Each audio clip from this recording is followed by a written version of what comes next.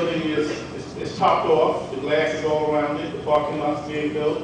It's my understanding, I think they'll be moving in probably in the August time frame of this year.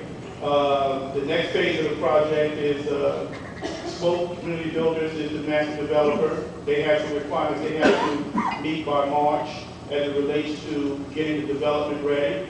The city has acquired the vast majority of the properties that we need to acquire. Now we need to tear them down. And the old Greyhound building that there, we acquired that building about 6 months ago. We're in the process of tearing it down. We're going to basically tear that down and recycle the concrete, so we're not going to be environmentally friendly with that particular project. From there, we'll start looking at the development projects that Spoke has, and that is to have mixed-use development somewhat to the neighborhood of what you have at Farley Hill.